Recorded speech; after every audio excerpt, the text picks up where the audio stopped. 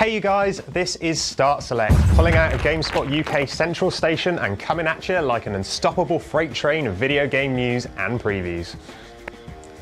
I told you, Jen, I'm not doing the whistle sound, all right? You ruin everything. This week we've been sterilising our Wii controllers in preparation for reviewing We Dare, the saucy Wii and also PlayStation Move party game that's going to have us, or maybe, or possibly. That's pretty scary stuff. So we'll have Guy review that game, yeah. Good idea. But even sexier than that are the contents of this show, including, but not limited to... Globe-trotting Guy Cocker reports from San Francisco this time, where he's at the Game Developers Conference, at which the leading lights of the games industry come together to talk about, you know, making games. Then there's a first look at Call of Juarez, the Cartel, the gritty and relevant reworking of Call of Juarez's Wild West shooter action as a modern tale of loose cannon cops and criminal gangs along the US-Mexico border.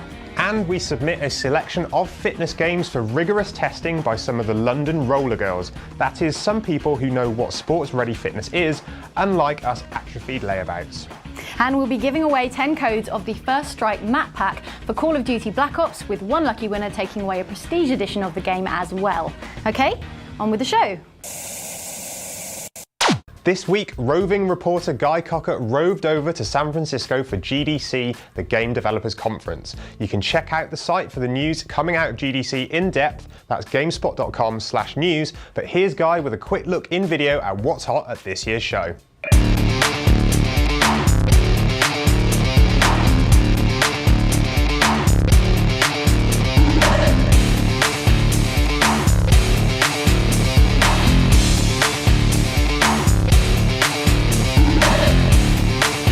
Hey guys, you're joining us down in downtown San Francisco at the Moscone Center for GDC 2011. Now today I'm joined by Laura Parker from GameSpot AU. Hi. Welcome, Laura. Welcome, thank you. So tell us about one of the sessions that I read about that you wrote up, Angry Birds. It was an interesting session because he was bombarded with awkward questions at the end.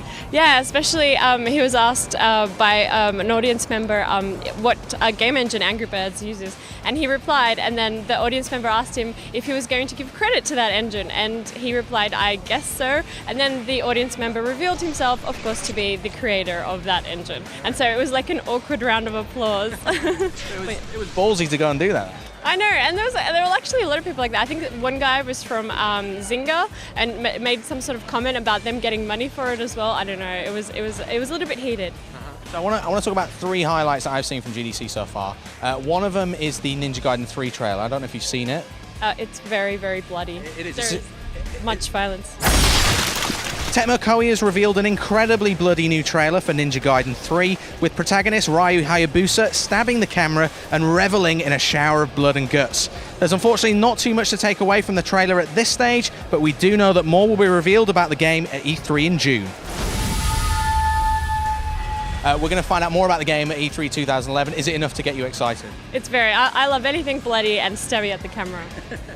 So catch that trailer on the site. The other one is Portal developer Valve, which we talked about already. They're bringing their Steam platform to TVs. Now, we don't really know what it means yet, but they're just going to redesign the front end for TV interfaces, I think. So you can play PC and Mac games on your TV now, on massive screens. So I think that's very, very good. Yeah. So they're going to be, do you think, competing with OnLive maybe next, bring it to TVs? I still think Steam has most of the market, the monopoly on the market. I don't think OnLive is quite up there yet, but we'll see. I mean, there's definitely competition now, so. And one of the things that usually comes out of GDC is the techie stuff, the things that might appeal to developers. So one of the stories I read was Sony are going to be bringing Move technology to the homebrew PC scene. So much like Kinect, you're going to be able to get academics building programs for it. Do you think it's exciting? What do you think it means? Homebrew is always really exciting, and if you saw the stuff that came out of the guys who cracked Kinect on the PC and made all this really cool stuff. So yeah, it's obviously very exciting, and the fact that Sony's allowing this to happen rather than just kind of homebrew community going out and doing it on their own is actually really exciting. So I think it's good. They're actually promoting it. Yeah. So yeah, it's encouraging. It's good. All right, great. So thanks very much, Laura. You can find out more about GDC and our ongoing coverage of the event. Just head over to gdc.gamespot.com.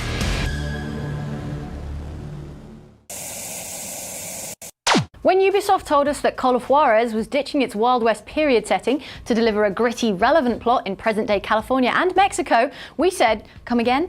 And then they explained how they were going about bringing the best elements of the Wild West into a modern setting, like so. The smoke rose from the abyss like the smoke from a gigantic furnace, and the sun and the sky were darkened by the smoke from this fiery, bottomless pit.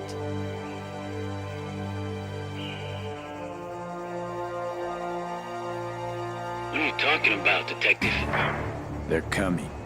This is Jane Douglas from GameSpot UK. We're here with Blaze, project coordinator from Techland for Call of Juarez, the Cartel. Thanks for joining us, Blaze. Hey, thanks for having me. Go! Hey, pendejos! Okay, so tell us about the Cartel. Obviously, we've only really just heard about it. You kept it under wraps, and it's Call of Juarez but made modern, right? Yeah, that's true. We moved the franchise to a modern setting because we kept saying that the Wild West values and experience was universal, and now it's our chance to prove it, actually, with this game. So this is a game set in contemporary USA, and we go on a road trip to Mexico of sorts over the campaign. We, of course, want to keep the fans of the franchise happy because we are great fans of the Western. We have a lot of experience creating it. But we also want to make it accessible and attractive to new audience, and we hope we can pull it off with the change of the setting. Okay, so we've just seen you've got 3-player co-op. First, tell us about the characters. You've got the three characters, and then about how the co-op's going to work. Yeah, so the protagonists of our story are first Ben McCall. It's an LAPD detective. We want him to be the spiritual successor to Ray McCall from previous games. So he's a badass cop, he's a war veteran, he's cynical, bitter, he's driven by vengeance in the game, and he is sort of the star of this game. But he has two very interesting characters with him. The second is DEA agent Eddie Guerra, who is the smooth talker, gambler, and the ladies' man of the bunch. Eddie, you're an asshole. Hey, I didn't know they were gonna waste the little bitch. He's a very accomplished and competent DEA agent, but his weak spot is gambling, so he always needs some money to cover his old debts and creates new ones, so he is ready to step over the line to get more.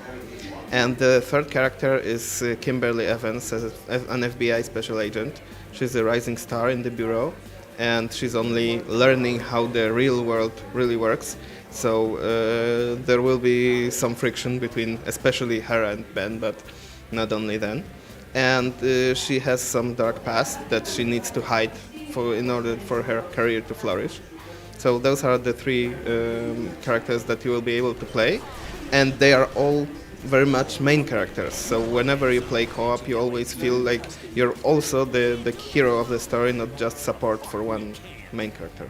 Okay, and that story is they're going after a Mexican drugs cartel, is that right? Yeah, that's true. So the events, the very much fictional events, contrary to some news outlets, that set off the story of the cartel, are that there is a successful bombing attack on one of the US law enforcement agencies. So there are many casualties among the officers and officials, and the more radical elements in the US political scene are calling for a final resolution of the drug violence problem, so a military intervention in Mexico. But obviously the Mexican government wouldn't like that. So to avoid an act of war, as a last-ditch effort, the Deputy Attorney General creates this special team of those three individuals. And it's intentional that each one is from a different agency, because the risk of infiltration is very high, of course, so they don't want to give the control over the investigation to just one. And I saw a pale horse, and he who sits upon it, and his name is Death. And he has a bullet with your fucking name on it. So you start in LA, and then you move towards Juarez in Mexico. So on the way you have both urban environments, you have the wide open spaces, you have forest areas, and we will try to give something different to the players in each of them. Okay, let's talk about how it plays. It's still an action shooter, of course, and you've got drop-in, drop-out co-op. Is that right? Yeah, absolutely. You can join friends or just any other online players at the same stage of the story. So of course you will not jump instantly to some spoilers, but we have some mechanics to allow you to easily play with friends. And this time, since each character has a unique story perspective on what's going on in the game, you can't switch characters between missions like you did in Bound in Blood. This time you pick one protagonist and stick with him to see the whole story from one perspective, and then you really should try and play the others to see that the events might not have been what they seem. Heads up! Fuck! Now you know. What am I supposed to do? Aim for the windows. Maybe you'll scare them off. What?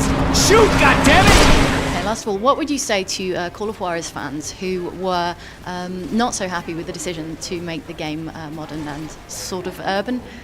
You should trust us. This is a great Western game. This is a new Call of Juarez game, and it will be just as great. We have the same creative team working on it with some extra support from Ubisoft and from new technology, so it will work out in the end.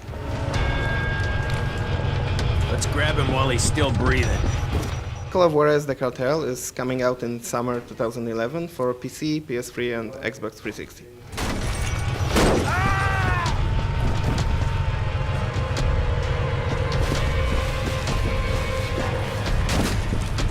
Who's praying now? Who the fuck are you? The police. We're not here to enforce negative, outdated stereotypes of gamers as lazy, immobile masses of withered muscle. I went for a jog not 2 months ago, and Jane, well, she owns a pair of running shoes. But when it comes to fitness games, who better to test their effectiveness than actual athletes? Athletes such as these from London Roller Derby League, the London Rollergirls.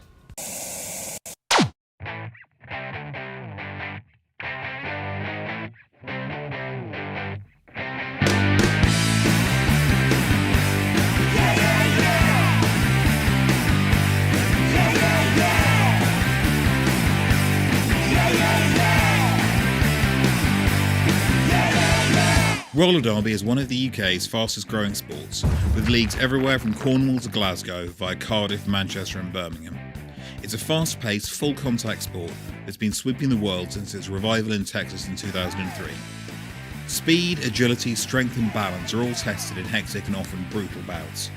London Rollergirls are Europe's top roller derby league, with 4 teams doing battle at Earl's Court on a monthly basis, as well as 2 all-star teams ready to do battle with the world's toughest skaters. We've enlisted the help of 3 roller girls to get their views on the latest crop of fitness games. Hi, my name's Raw Heidi. I skate for the Steamrollers and London Brawling, and I've been skating for 3 years. My name is Stephanie Maney. I skate for the Harbour Grudges and London Brawling, and I've been skating for 4 years. I'm Nadella Harmer. I skate for the Suffragettes and Brawl Saints, and I've been skating since January last year. I think this year is going to be challenging because I think it's going to be our biggest year so far in the entire history of LRG.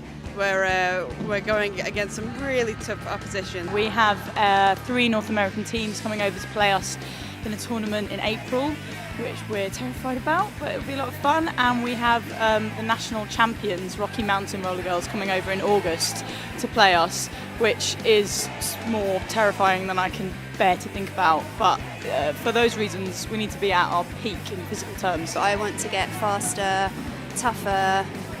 We've got a lot of games coming up on Brawl Saints, and I also want to maintain my place on Brawl Saints. And who knows, maybe make brawling at some point in the future. I'm not sure if a video game would be able to help me prepare for, or increase my fitness in a sustained manner.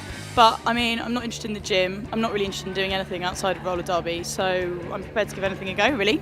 With that in mind, we brought the skaters back to GameSpot HQ and gave them a go on Wii Fit Plus, EA Sports Active 2 and Your Shape to see if the motion controller revolution could be of any use to the more serious-minded athlete, and not just an easy option for those more comfortable with the sofa.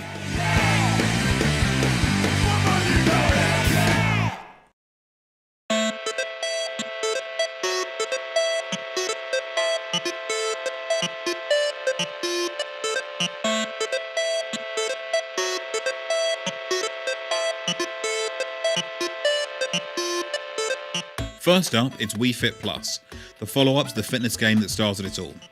The Wii's balance board measures weight and pressure in different locations, and the game works by combining the movement from the balance board with the movement from the regular Wii controllers. As well as yoga regimes, Wii Fit Plus added a bunch of more fun, game-like activities to its wholesome roster. But what did our Rollergirls make of its approach? I didn't really think it was up to much. I think it's more of a fun thing, or for something that you'd get for the slightly older generation, like your mum and dad or something. But it's not really sporty enough for anyone who's really serious about keeping fit. From what I saw, it largely consists of the bits that are the most fun anyway, are the games and the bits and bobs that I can imagine having fun with people. But in terms of an actual, in terms of something that will help you achieve better fitness, I can't see it really working. Yeah, it wasn't very strenuous. I think it's more a fun thing than an exercise thing. So Wii Fit Plus may have its place, but our testers weren't impressed. Next in line for us is EA Sports Active 2. Like its predecessor, it presents itself as a serious alternative to the likes of Wii Fit, with ads full of professional athletes extolling its virtues. But what do the Rollergirls make of its more serious take on fitness? I tried this out on the PlayStation 3 at home, and obviously it doesn't have the Kinect technology. I tried it out with extra sensors which fit to both your arms. With your left arm has a heart monitor, and one that goes on the top of your thigh, and it just wasn't very good. It just felt a little bit patronised the entire time, and also it just didn't pick up everything I was doing consistently. And a lot of the exercises were just beyond boring, and a lot of the things we were doing, there was just a waste of time. Like the warm-ups would go on, and as you were setting up everything, you'd get like a trophy for every time you pressed the A button, and I just found it frustrating rather than felt like I was achieving goals. If you want something that is a really hard workout and you essentially want a personal trainer in your living room that's kind of quite dry and boring, then perhaps it's the game for you. So Sports Active 2 didn't fare much better. It's more earnest, but seems likely to just gather dust rather than inspire you to get yourself into better shape.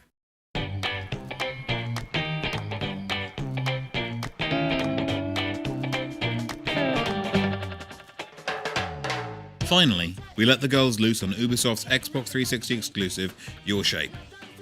With its Kinect integration, Your Shape looks to present a more fun and futuristic take on the genre, with a mix of personal training and fitness games.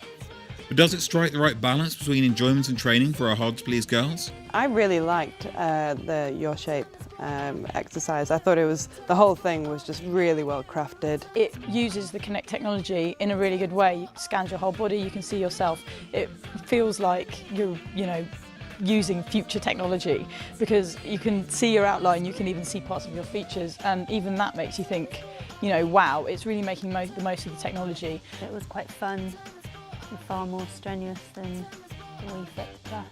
I think it's a good way to kind of have fun while you're exercising.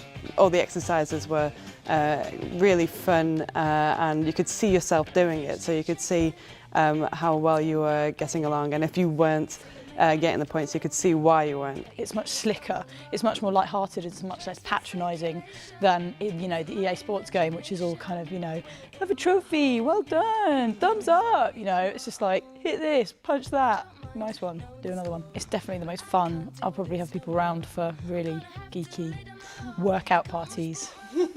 So that settles it. In our deeply scientific examination, Your Shape came out on top thanks to its use of technology, sense of fun and social elements. If you want to see Raw, Steph or Harmer in action, you can head down to World's Court this weekend, or go to londonrollergirls.com and buy tickets for Anarchy in the UK, the epic tournament at London's Excel Centre on April the 9th and 10th.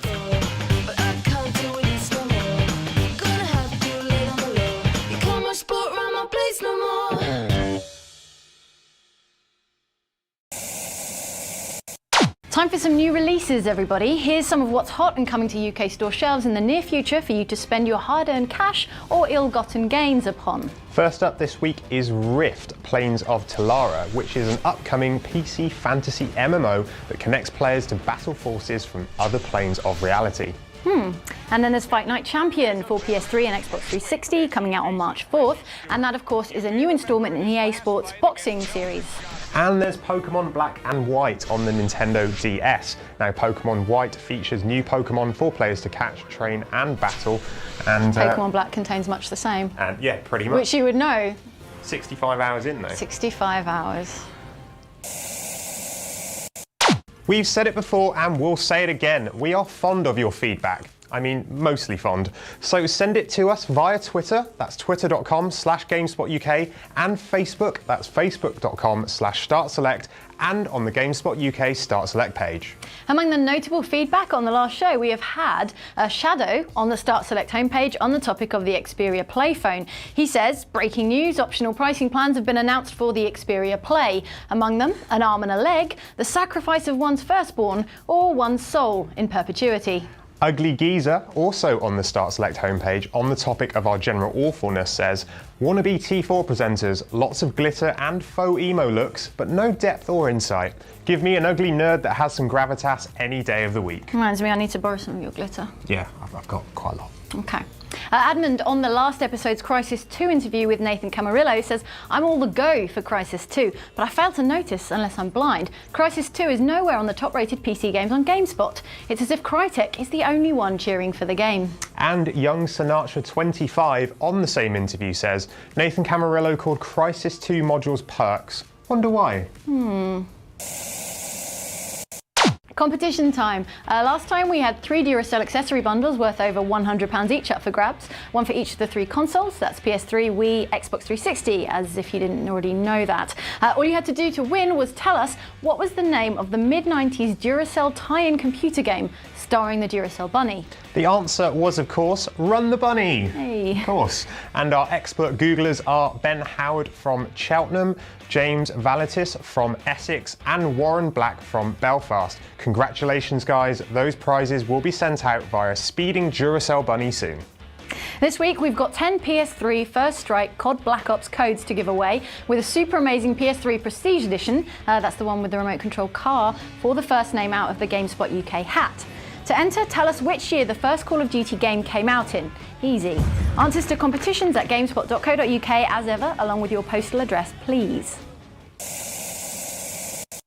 That's it for another show. Thanks so much for joining us. Between now and next time, send us your comments and questions over on Twitter, that's at GameSpot UK, or on Facebook, that's facebook.com/GameSpotUK. And get your competition entries to competitions@gamespot.co.uk.